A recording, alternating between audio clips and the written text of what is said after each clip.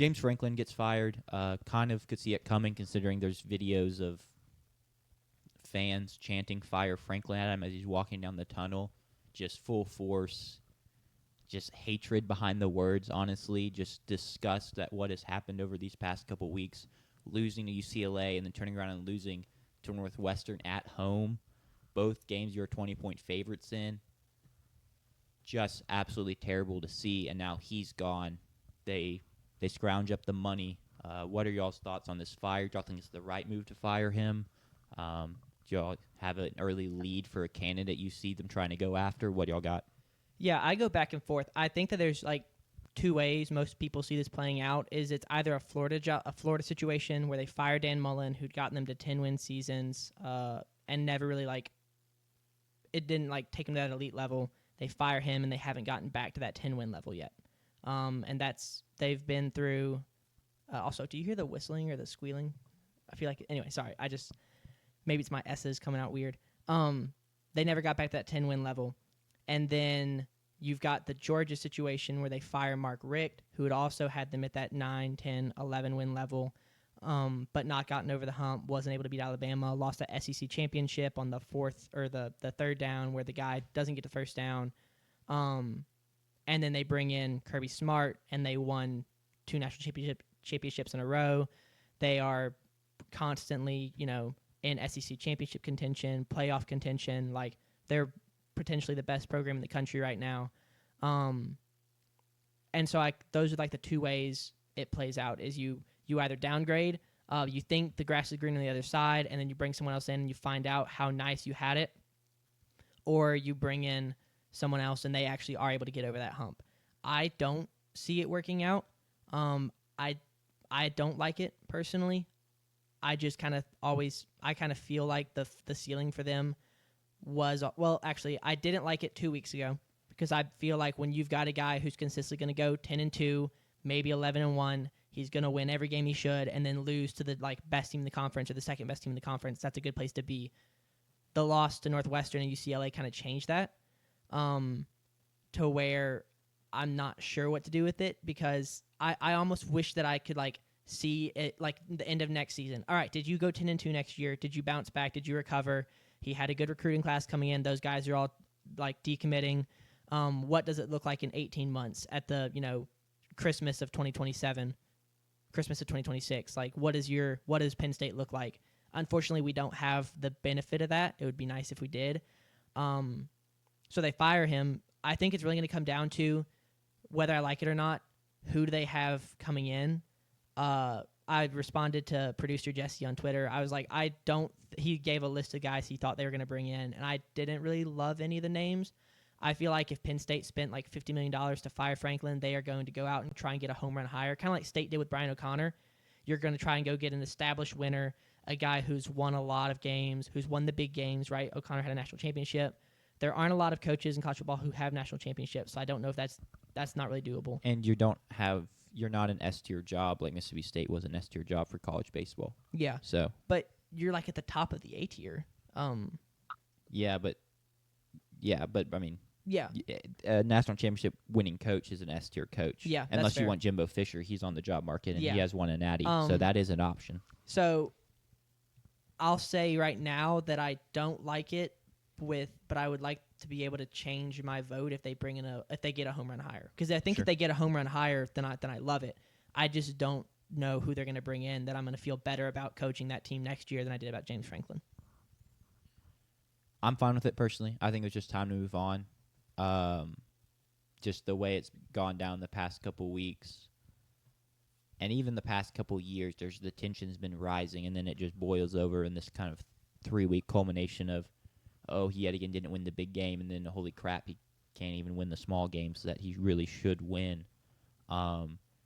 It just hurts. And the one thing I definitely will say is, for a school like Penn State, I don't think money should ever be an issue in terms of the reason you don't fire someone. Because if you're sitting there as Penn State and you're going, well, I want to fire this guy, but look at the buyout, you've made up your mind you want to fire him, and you should just go in and fire him.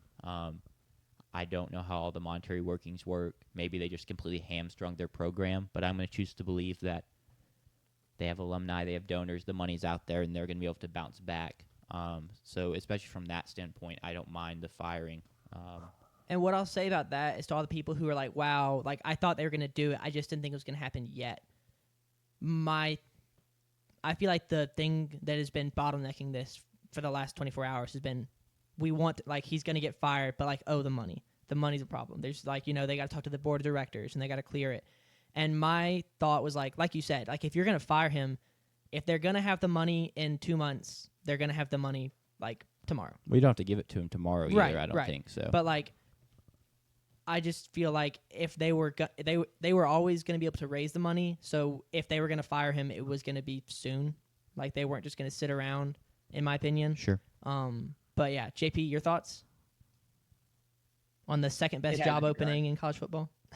No, it's not, and it won't be when this is all the jobs that are gonna open up do open up. Hugh Freeze will be fired after this weekend, by the way. Spoiler alert. Okay. But it still goes UAB, Penn State, or UAB's one, and then after that you've got other teams. Yeah. No, UAB's like a B tier job.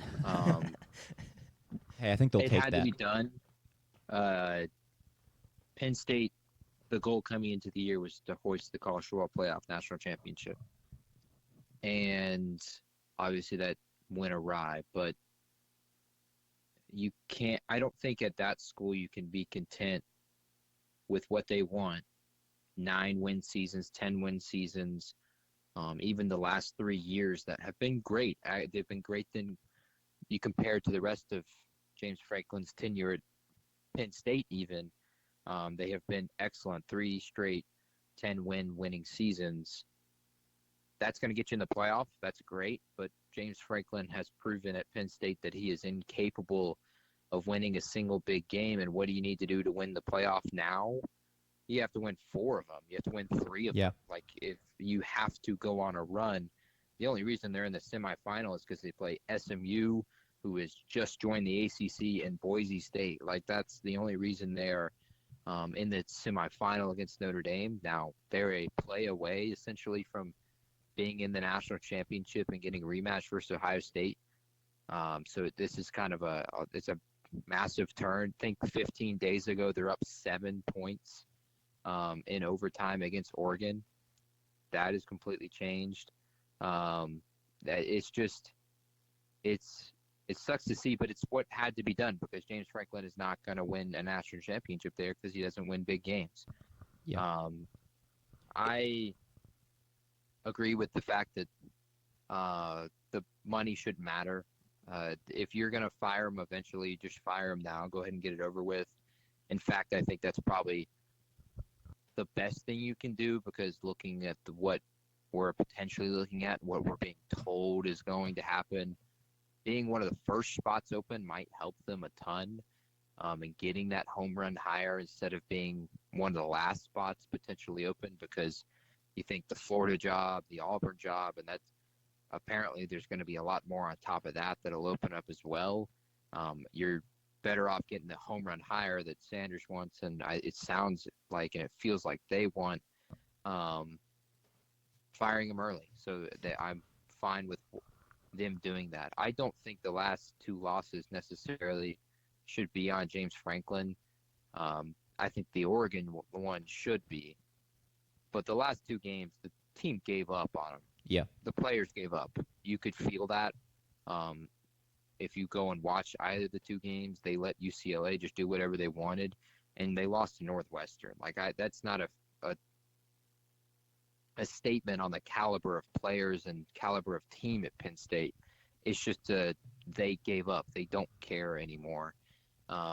Everything they wanted is out of reach, and so they've punted the season essentially.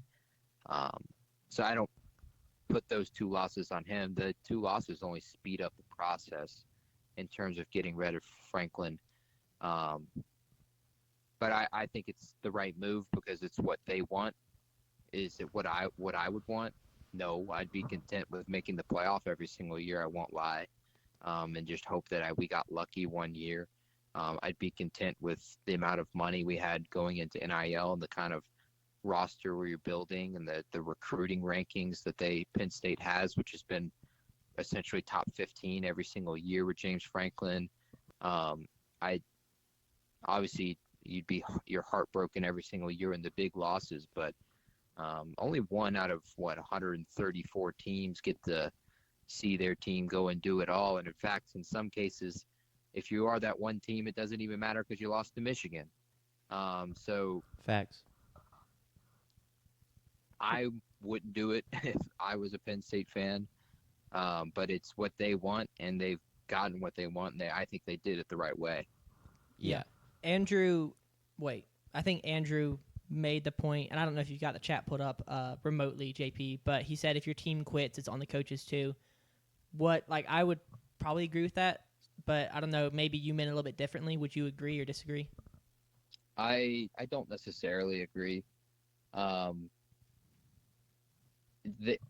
two games past the Oregon game essentially held no impact on the season, and so there's nothing you can do. You can give a Miracle on Ice speech, you can give a Rocky Balboa speech, you can give a Captain America speech. It doesn't matter. You're not going to get pumped up to go fly to Pasadena and play UCLA.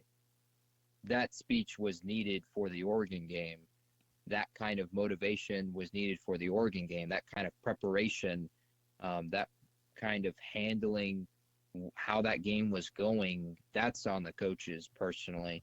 I think the players gave up on Franklin. I think that's how I feel right now. I don't think that's on James whatsoever. I think the fan base had also already given up on him before these past two games. Yeah. They gave up on him in the Oregon game. Yeah. They're chanting "Fire Franklin." Correct. And I'm seeing now Cromie and McBride saying you'd be more likely to quit if James Franklin was your coach. That's proving my point, honestly. That's how the players feel too, I'm sure. Like that's how is that on James for not being able to motivate them if the common person doesn't even feel like they'd be motivated in general? Yeah, it just had all turned on him. So honestly, I wonder if Penn State fans, obviously you don't want to lose those two games, but like it gave them the perfect excuse to fire him. The backlash is a lot worse than if they just went 10-2 again and made the playoffs again, and suddenly you fire him. Now you have the perfect reason to do so. But let's move on. Well, I was also sorry. Yeah. My Drew Aller goes down with an injury. Did y'all ever see the injury? Because the video replay they showed, I was never able to see what happened. Have y'all seen it to know what it was? He got tackled at the legs. My guess is that he had some kind of ligament sprain, potentially like a midfoot or ankle is what I saw. Ankle, something like that. With college injuries, it's complete speculation. Yeah. So there's a chance that he is just out for the season, and I'm doing air quotes right now, but you can't see it. Only so that now he can just prepare for the draft and give up. That's exactly the point. See that as a possibility. Yep.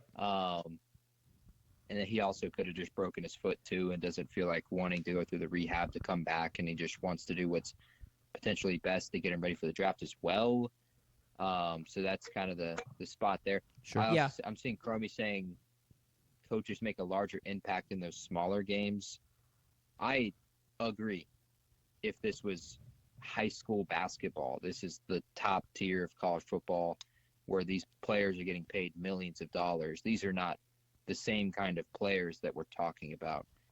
So I think it's just completely different. He's also 100% just making a Jimbo Fisher reference there with picking up the crumbs. Yeah.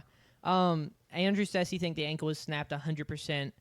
Pretty sure he he is our medical professional. Yeah. He's our source. Our guru. That was exactly, JP, my thought is that given the way it happened, because I feel like in college football, injuries are typically drawn out, as far as the public finding out knowledge.